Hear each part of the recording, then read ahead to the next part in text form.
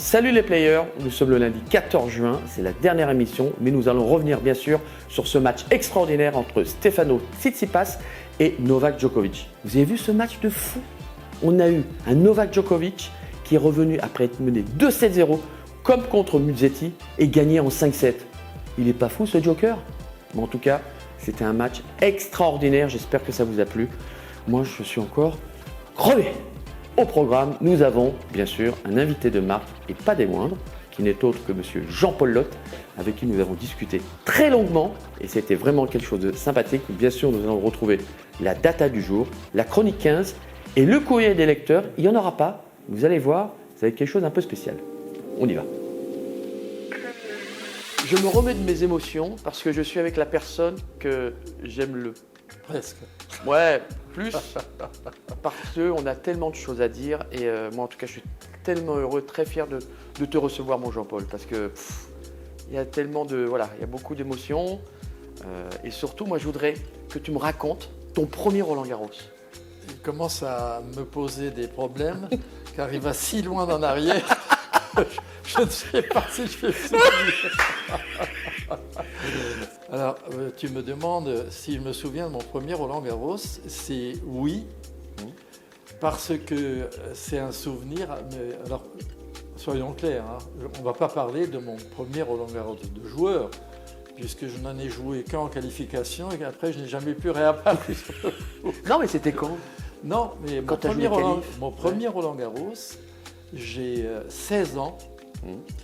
Je déambule dans le stade pour voir ce qui se passe. Et à l'époque, toi tu t'en souviens, il y avait les cours qui étaient à la campagne, là-bas, maintenant il y a les trucs de télé.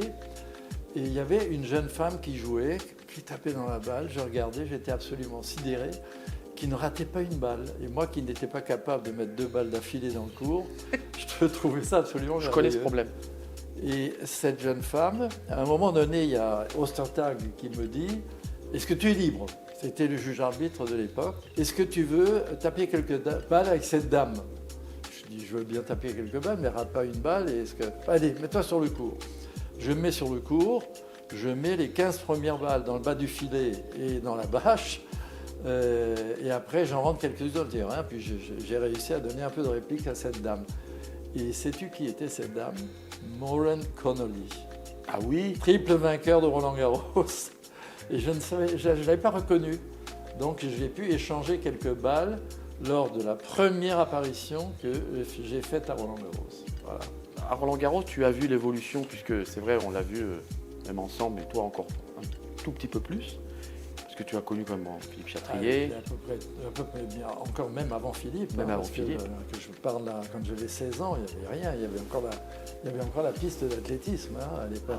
Ah oui. Ah, oui. J'ai vécu le temps où il y avait l'Institut Marais qui appartenait à l'Institut de France. Il y a un bâtiment sur le toit duquel, tous les étés, on voyait toutes les personnes qui intervenaient dans l'Institut en blouse blanche se mettre sur le toit pour regarder dans Roland-Garros. Car le central était si peu haut qu'on pouvait voir du toit. Alors, quand tu jouais, on était les gradins à hauteur des premières cabines de télé. Et quand on le voit aujourd'hui, il fait le double. Et je dis avec le plus grand plaisir que c'est redevenu le plus beau stade du monde. C'est absolument somptueux. Tu as vu ce qui est à côté de toi? À gauche. Ah, la coupe, on était en finale. Je voudrais que tu me parles aussi du capitanat de la Coupe Davis. Alors moi j'ai eu 2 rapports différents avec la Coupe Davis. Le premier, c'était une admiration, un rêve absolu parce que j'ai lu bien sûr, comme tout le monde, les exploits de mousquetaires, mais les mousquetaires de 1925-30. Et c'était quand même quelque chose de fabuleux quand on voyait les images de ce qui se passait à ce moment-là. Et puis ensuite, je me suis engagé avec Philippe Chatrier. J'ai dit, écoute, moi, je veux bien faire le boulot que tu me demandes, la direction technique, mais je veux être concerné par la Coupe Davis et Roland-Garros. Je veux être concerné par les joueurs, je veux suivre tout ça. Donc, et j'ai dit à Philippe, si au bout de 2 mandats, je ne suis pas capable de te rapporter ou la coupe ou un titre, tu me vires. On n'a jamais signé un contrat avec Philippe Chatrier. Je n'ai jamais eu de contrat. C'était d'année en année. Vous pouvez me dire Jean-Paul, tu te tires. Je pouvais dire Philippe, je m'en vais. C'était parfait. Donc on a rêvé de cette Coupe Davis, comme peut-être seuls les joueurs en rêvent, parce que je ne sais pas si le public se rend bien compte encore de ce que ça représentait pour vous, votre génération. Et je me suis, mais moi, régalé avec cette Coupe Davis, avec vous, parce que j'étais à la fois DTN et capitaine, et puis je me mettais sur le court pour faire semblant d'entraîner avec Agel, etc. C'était magnifique. C'était trop drôle. Et puis il y avait surtout cette passion des uns et des autres, avec les hauts et les bas, parce que comme tu le disais, on a eu de très très bons moments, et puis d'autres moins bons, où il y a eu des défaillances des joueurs. Il y en a qui rêvaient en Australie à certaines relations. Tu te souviens de cette magnifique histoire chez les Yougoslaves, où Cousteau, le docteur de l'équipe de France, relève un pari que Lance Yannick, le premier qui arrive, c'est une table en nu, tu te souviens ? Le premier qui arrive de l'autre côté, il y a une magnifique jeune femme blonde qui regardait vers notre table de joueurs. Et bien, on peut l'avouer, personne ne sera jaloux. Vous attiriez les regards. Oui. Vous étiez très jolis. Oui, puis surtout, on avait les tenues adéquates, les petits shorts. Non, on voyait bien les gens. Et Cousteau, alors, il y a un pari pour quelque chose d'assez élevé, considérable, et Cousteau dit j'y vais. Les tables étaient en nu, comme ça, et au milieu de la table, au fond, il y avait le gouverneur qui était un militaire. Et Cousteau arrive là, et sous les tables sur lesquelles il passait, il y avait des tréteaux. Donc il fallait qu'il se faufile. Et quand il arrive à cette table du président qui était le gouverneur, il s'aperçoit que le type ne peut pas bouger la jambe parce qu'il avait la jambe en bois. À un moment donné, il a essayé de passer, mais il y avait des tréteaux, puis la jambe en bois, il n'y avait plus de place. Alors, il n'a eu qu'une seule solution, c'est de faire marche arrière. Puis il est apparu, alors Yann lui dit, alors Cousse, qu'est-ce que vous avez fait ? Impossible de passer, le gouverneur a une jambe en bois. Voilà, et la blonde est toujours de l'autre côté en train de nous mater. Mais ce qui était fantastique, c'est ça, c'est qu'on avait des défis à chaque fois, avec Robert Laurence, avec tout. Qu'est-ce que c'était ? Non, c'était très sérieux. Franchement, 95% des fois, c'était vraiment très sérieux quand on faisait tout ce qu'il fallait pour arriver à la meilleure condition. Puis, quelquefois, il y a eu un petit peu des dérapages où l'un ou l'autre était un peu moins concentré, mais ça fait aussi partie. Après tout, le tennis reste un jeu aussi. Voilà, ça nous est passé de bons moments avec des moments extraordinaires. Ouais, la Coupe Davis, ça reste quelque chose de fort. Et je ne veux pas te demander cette question-là stupide, parce que tu vas me dire, j'y étais. T'étais où il y a 30 ans ? Et je te la pose quand même. La chose dont je me souviens le plus, c'est Henri, qui est à la rue au mois de juillet, mais à la rue, mais complet, on ne savait même pas s'il pouvait jouer au tennis dans l'année encore, hein, tu te souviens. Et Agel et Yann font le boulot, vont le voir, etc. Et Yannick m'avait dit, écoute bien, on va aller récupérer Henri, parce que s'il y en a un dans toute cette équipe qui fait foutre une volée à chacun des mecs qui est en face, que ce soit Sampras, Agassi ou machin, c'est lui. Alors tant pis s'il se prend des tôles, mais s'il y en a un qui peut se les faire, c'est lui. Donc allez, ils ont fait le job, Henri s'y est mis. Il est arrivé 5 mois plus tard dans la forme qu'on lui a vue, et que ce soit en simple ou en double, il a fait le job, quoi. C'était exceptionnel. Et moi, c'est curieusement comment les choses ne se raccrochent pas toujours aux souvenirs qu'on devrait avoir. Moi, c'est le moment où vous gagnez, où Michel Drey, parce que j'étais à la cabine, je commentais le match, me dit Jean-Paul, alors qu'est-ce que vous ressentez ?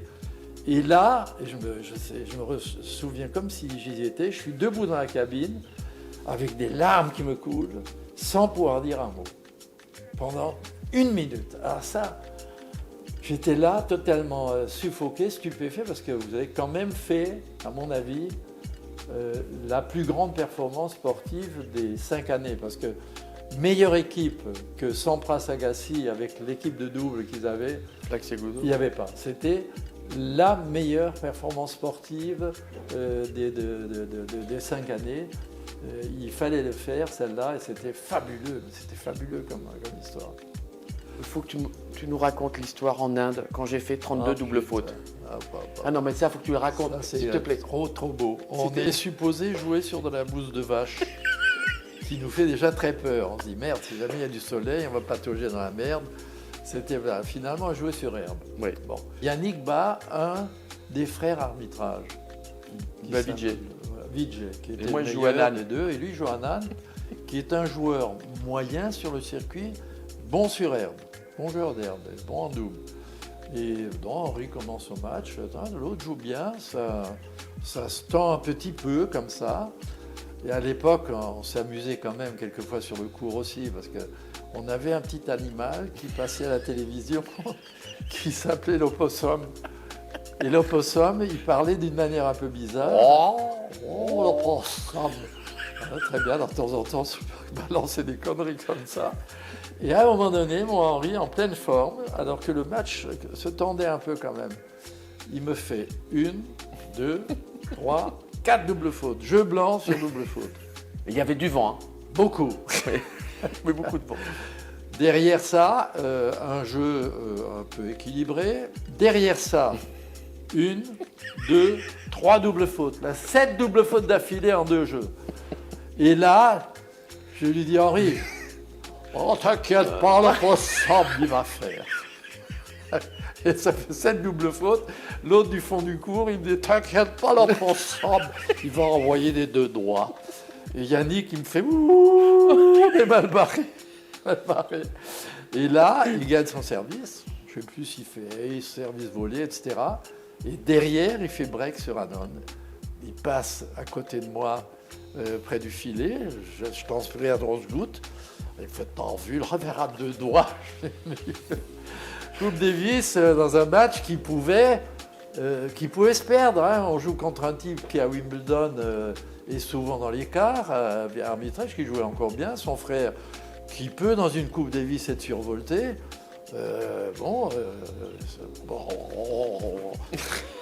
32 doubles fautes quand même. Ouais, pendant le match, il en a fait quelques-unes, mais 7 d'affilée, je crois que c'est un record. Je crois que personne n'a jamais fait. En tout cas, merci Jean. Bon, mes amis, je vais voir si ma femme est réveillée.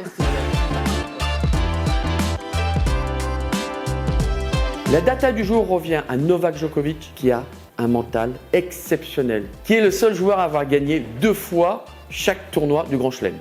Incroyable, non? Et nous avons aussi Krejcikova qui a gagné en simple et en double, et c'est la seule joueuse à avoir fait ça depuis Mary Pierce en 2000.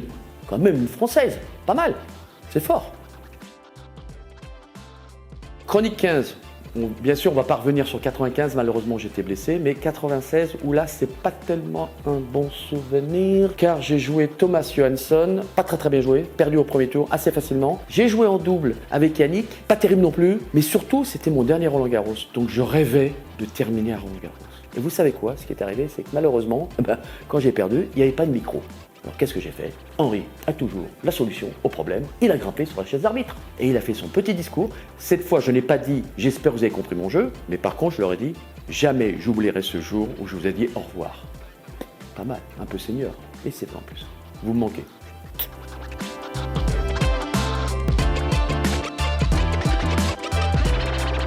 Eh bien, Brieux, merci beaucoup. C'est surtout, je vous remercie tous parce que j'ai vécu une quinzaine extraordinaire grâce à vous, grâce à vos questions. J'essaie de répondre le mieux possible. Bien sûr, c'est toujours avec mon humour, ma façon de m'exprimer, mais c'est vrai que l'analyse est toujours assez sèche, droite, comme je suis dans la vie. Et je vous remercie beaucoup. Je vous embrasse. À très bientôt et vous allez voir, les prochaines émissions, ça va être quelque chose. Mais par contre, je voulais remercier tout le monde. Je voulais remercier Suzanne, Mélinda, Capucine, Maya, Solone, Manu, Jérémy, Positive Thinking Company, World of Digit, la Fédération Française de Tennis, Damien et surtout le seul, l'unique, mon Spielberg à moi, Simon. Vous avez été extraordinaire pendant cette quinzaine. C'était que du bonheur. Je vous dis à très bientôt. 3. Ah oui, je suis con. Je suis con. Et on terminera avec le courrier des lecteurs. 3. Et 3. Ça, c'est un bon zapping, ça. Sur le courrier des lecteurs. peux faire comme. Et déjà, je fais. On a la banane. Can't remember the song now.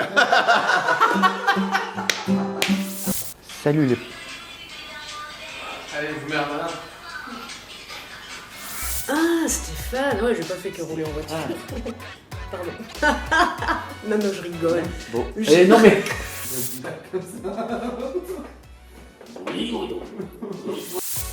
Pierre-Olivier, tu me cherches? C'est ça que tu veux, hein? Tu me cherches. Alors, comme vous pouvez le voir, c'est une déclaration d'amour. On va venir sur la personne, le roi. There's so many assholes out there. Why didn't Donald die? I mean, you know. Ah oui. Tu sais quoi, quand je l'ai posté, parce que je l'ai vu sur les réseaux sociaux, il y a des gens qui m'ont dit tiens, on dirait Gignac quand il a fait sa carrière à Marseille. C'est pas faux. Qu'est-ce que vous cachez là? Ah, tiens, regarde, s'il te plaît, viens voir là.